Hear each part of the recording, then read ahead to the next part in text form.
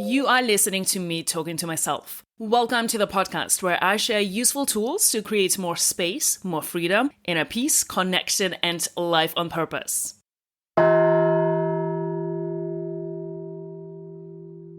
What is the difference between pleasure and joy? Our desires and our needs for pleasure can sometimes prevent us from experiencing joy. Pleasure is always something outside of us, providing us with a feeling of pleasure, while joy comes from within. If you think about the pleasure of touch, or the pleasure of food, warm bath, a massage, or a smell of something, the taste of something, it provides us with pleasure. Pleasure is a positive thing that we do not necessarily think of as something that could prevent joy. But too much pleasure, seeking too much pleasure outside of ourselves, can be at the expense of joy. If you are not in a joyous place, there is no amount of pleasure that will get you there. There is never enough pleasure to compensate for a lack of joy. You cannot get enough of what you don't truly want. All of the things that provide pleasure from the outside, too much of those things can actually provide the opposite, and in our efforts to be more joyous, we create the exact opposite effect when we try to create it with pleasure. Maybe what you're missing is joy, is the true joy that comes from within you. So how do we get pleasure? Pleasure is what we can buy. We can purchase pleasure. Pleasure can be sold in a box, basically. We can buy clothes, food, a trip, all of the external things that provide us with pleasure, because it's going to be something that comes from outside of us that will create those good feelings. It's very hard to sell joy, because joy is not for sale. If you think about the difference between feeling good from pleasure and feeling good from joy, you'll notice a couple of things. First, pleasure is always a short-term satisfaction, and it's always dependent. It comes from something outside of ourselves, and it's dependent on that thing being provided to us or for us to go get it. It's not something that just comes from within us. It's something that is dependent on us getting it from outside of us. The second thing is, when you think about joy, joy comes from within you. That does not mean that it's effortless. That doesn't mean that you don't have to do some work. What exactly does that mean? How does joy come from within us? Our relationship with ourselves and our minds, our thoughts. If you think about the feeling of joy, it comes from what is going on in our mind, what we are believing about the world, about ourselves, and about what's true. That is going to create our feeling of joy. If we believe that the world is beautiful and wonderful, if we think about how much we love our life and what we do and how much we can't wait to wake up and be ourselves and live the life that we have created, if we think about all the good things that are happening in the world, we are going to feel joyous. If we think about the opposite of that, we are going to feel the opposite of joy. The fact is, most people have a very negative opinion about themselves and their lives and the world around them. Most people haven't been taught to believe beautiful things that create joy. They don't focus their brain on the things in the world that will make them think thoughts that create joy. Most people are usually focusing on how busy they are, how much they have to do, all the things they have to do, and where they can get more pleasure. When we shift our mind and we start really thinking about what it is that creates a feeling of joy within us, what is it? When I think about my life, what I do, my family, my friends, all the opportunities I have, all the people who love me and support me, all the possibilities and all the things I get to experience in my life, I feel joy. So when I think that, I genuinely feel joy. It does not mean being in the space of, oh, everything's great. But when I focus on what is great, I do feel joy. I feel so much joy when I think about my job and what I have created and the people I get to work with, when I think about my plans for the future and all the work I'm doing on myself. Think about things in your life that give you pleasure and if you're using them in a way that ends up giving you the negative effect. Ask yourself, why am I doing this in my life? If overeating is making me overweight, why am I doing it? If not moving and not exercising makes me unhealthy, why am I not doing it? Is there something missing that I'm trying to compensate for? That is a very powerful question. We can't get enough of what we don't truly need. A lot of times we want to not want something, so the question is, what do I want more and what is my path to getting there? What is more important to me than that little slice of pleasure and what would be the steps to get there? If you want to know what prevents joy, you might think it's unhappiness, hopelessness, anger. You might think it's depression, and you would be right. But it's also too much pleasure. Joy never ever leaves you with a hangover or a bloated stomach or a negative consequence. Pleasure often does. Think about the difference between pleasure and joy in your life. And how can you get more joy so you won't need as much pleasure-seeking activities that have negative consequences? An interesting and important thing to know is that we can enjoy ourselves and we can enjoy our lives even when things are hard. Most of us want to be different than we are, better than we are, so we miss out on enjoying the extraordinary experience of being ourselves. Let's talk about the value of enjoying yourself and your life. I want you to wake up in the morning and be excited that you get to be who you are right now without any changes, just because it's an amazing experience to be alive. This is not so you become someone who thinks you are better than other people.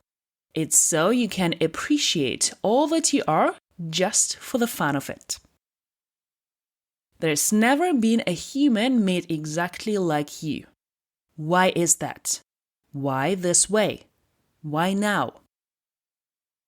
It's important that you're exactly the way you are, and that your life is exactly the way it is. It is happening for you and for the world.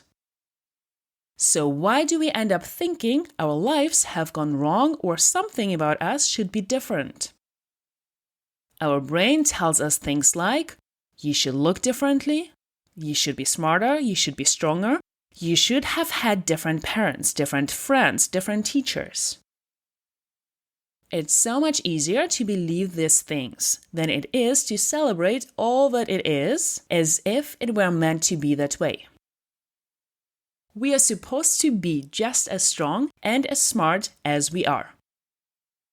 We all have an idea of how it's supposed to be. We have an image of how we are supposed to look. We know how the world should work. We spend a lot of time being upset that our life isn't matching with a version in our heads.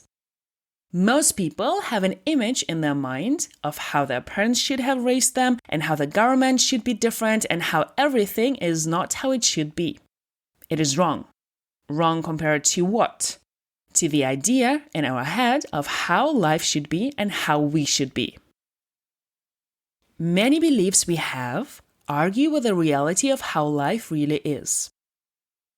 And this makes us feel upset and wrong when everything is exactly right. We compare our life to other people's lives. Often we have the story that their life is better than ours. We think that because they have the things or the look or the family or the business, they are doing their life right and enjoying their life more than we are. And this is not true. We think it's better there, but really it's the same as here. The topics change, but the struggle is still there. No one has a better life than you. No one. No one is doing it right. No one is doing it wrong. Consider these concepts as they will let you start enjoying yourself now and stop waiting for a better version of yourself to be joyous. What if we let go of the idea that life is supposed to be good and kind and easy and instead expect it to be hard? What if we could enjoy it being hard? What if we stopped arguing with the way it is and started enjoying the way it is? What if we stopped rejecting the way we are and started enjoying who and how we are? It sounds so simple, and it is. And it truly changes everything. Life is supposed to be kind of hard for everyone. What if we stopped being mad about it and stopped trying to change it? Struggle is part of being human. No one is immune. Famous, rich, talented, beautiful people commit suicide for different reasons. People who live in poverty laugh and delight and love. It's confusing, but it happens. So the question becomes, why do we even bother to improve our lives if we won't be any happier? This is a great question because it reveals the belief system. The belief is that the only reason to do things is to be happy. But what if we did new things because they are hard, because we want to grow and be uncomfortable? We want to change the world. What is the point if life stopped being about being happy all the time and changed to growing all the time? What if enjoying what is made it even easier to change what is? So we are not resisting the change, resisting the negative emotions, resisting the discomfort. Then we start enjoying ourselves and the life we already have. And the first step to enjoying yourself and your life, you have to like yourself first. Actively choosing to like ourselves on purpose. It can be not easy sometimes, or for some of us. This means listening to what you want, telling the truth and saying no sometimes, knowing your dreams and desires, taking care of yourself. You will know if you are not liking yourself properly if you spend a lot of time worrying about what other people think of you, trying to get them to like you by doing what you think they want. You will do this at your own expense, at the expense of what you really want. You will feel resentful and frustrated when people don't do the same or appreciate the sacrifices you are making. This is the opposite of enjoying being yourself. This is not joyful. Whatever you do, do it for yourself because you want to do it. Go back to episode 15 on the topic of setting boundaries, saying no, and people-pleasing. When you ignore yourself, you send yourself the message that you don't matter. So start paying attention to what you are thinking and what you are genuinely wanting. When we pay attention and give to ourselves first, we increase our capacity to give from the heart and not in an attempt to get people to like us. More on this topic in episode 7. And letting others think what they want to think about us. Letting other people have their opinion and be wrong about us. The truth is, we can't control what they think, even when we try. People always get to choose what they want to believe about us. And what they believe is a reflection of who they are, not who we are. When we show up in a way that is authentic, we become aware of who the people are who like us for us, and not for the people-pleasing that we used to doing. When we are escaping emotions we don't want to experience with false pleasures, we people-please ourselves. We create a false relationship with ourselves where our true desires are not acknowledged and the pleasure and the dopamine hit is substituting for true joy. When you let go of false pleasures, you'll learn to be present with any emotion you experience. Some tools and steps on that you will find in episode 14. You will learn how to listen to yourself, hear yourself, be yourself, and ultimately enjoy yourself and the life you create. Our brain is programmed to survive, to stay comfortable, to exert as little energy as possible. We have to consciously move out of survival mode and into the thriving mode, if we truly want to enjoy the experience of being alive. We need to embrace seeking discomfort in order to make all of our dreams come true and work towards our potential. Truly enjoying yourself includes all the things we have done in the past, the mistakes we continue to make, the challenges we face, and the people we sometimes disappoint. And being yourself. Do you know how to be yourself? Do you know what it is like to truly be you? Understanding your own personal desires, knowing what you want is one of the most important steps to honoring your relationship with yourself and being authentic in that relationship with yourself so you can be guided by authentic and true feelings of worthiness. It's not better there than here. You're not going to be more of yourself when you arrive at a certain place, when you get that specific job, when you win that prize, and you're not going to love yourself more when you arrive there too. If you're lying about who you are, it is very challenging to love a lie. And you know when you're lying because it does not feel authentic.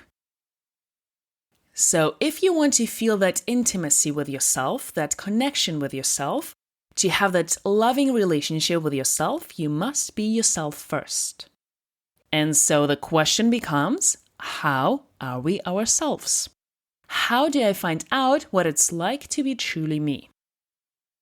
One of the indicators of being yourself is there's no restriction to how you show up. There is no questioning. There is simply just being and telling the truth to yourself and to others about who you are with very little regard of whether someone's going to like you or not. If someone doesn't like apples, we don't blame the apple. We don't even blame the person for not liking the apple. We just accept that some people don't like apples for whatever reason. How they look, how they taste, how they digest them, how their skin reacts to them, how their energy levels react to them. It doesn't matter how juicy and sweet the apple is. It doesn't matter how beautiful and shiny it is. It doesn't matter how ripe it is. That person just doesn't like apples. There is nothing that the apple can do to make that person like it. And the apple is not upset that somebody doesn't like it for being an apple. The apple doesn't try to become a peach, so more people will like it. Apple just is what it is. So, are you being your full expression of you as your own apple? And are you walking around the world saying, I am an apple, and not being offended if someone doesn't pay attention to you, or if someone doesn't hire you, want to spend time with you, or be in your space? When you make that decision to be your full self, to be the apple that you are, then you get to understand yourself on a much deeper level. Your intimacy with yourself, the love for yourself will grow within you. So, first, you have to get to know yourself and understand what it means to be you. Ask yourself, am I trying to be a peach? Because peaches are better, they taste better, they have a softer skin. If you are an apple, you're never going to be a good peach. And then you're going to blame yourself for not being a good peach. You're going to spend your life being upset, tired, and exhausted that you're not a good peach. So you miss out on being the best apple you could be. Truly being yourself means also embracing the parts of you that you would prefer to hide. Maybe it's a part of your experience or a part of your history or thoughts or feelings. You need to bring it to the surface and have a look at it without judgment. We can't change what we are not willing to see. Another question is, do you know what you most love and desire? And are you willing to honor that? Are you trying to be something that you are not for someone else? Go back to episode 18 to find out what you want. Another interesting question is, do you know how to dress your authentic self? Are you dressing in a way that represents yourself? Have you really thought about what does it mean to me when I get dressed? What does the house I live in mean? Is it trying to get other people to think a certain way, or is it for you? Show up for yourself dress for yourself, know what you like, and know how you want to feel. The food you eat. Are you feeding your authentic desires, your authentic self? Or are you feeding that false pleasures? The places you go, the places you live in, are they representing your authentic self? You don't have to change your house, you don't have to move, just look around. Do you know who you are enough to know that your house represents you? There is a difference between having a really beautiful house and having it decorated and cleaned and all of that in order to impress other people. Does your house impress you? Does it inspire you? Does your job suit you? Does it feel like you? Not just paid jobs, but also the work you're doing in the world. Are you being yourself in your job? Are you showing up as you? How do you know? Because it doesn't feel forced. You don't have to control it. You're not trying to control anyone else's opinion. You are just being you, truly you. You know who you are. We have been socialized and programmed to not pay attention to that in some ways. But you do know who you are. So also, don't tell yourself that you don't know. You do know, you just have to uncover it. And if you need some suggestions to get to know yourself better, spend time alone with yourself and listen. Ask questions and question everything. Ask yourself, why are you the way you are? Why do you have certain people in your life? Why do you have the job you have? Why do you dress the way you dress? Why do you have the house you have? And tell yourself the truth. And changes will come from that awareness. Everyone has come to the planet with a very unique brain and a very unique set of ingredients, desires and passions that are meant to be utilized, explored, and realized.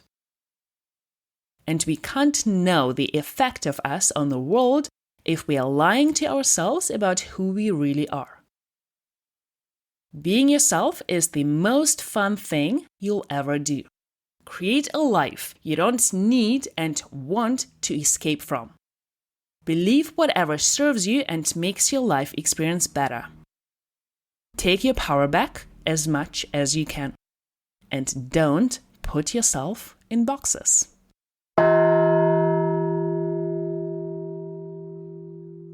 Thank you for being curious. If you enjoyed listening, rate, review, subscribe, share, and join the conversation. Do not miss out on yourself, your power, and what is possible for you.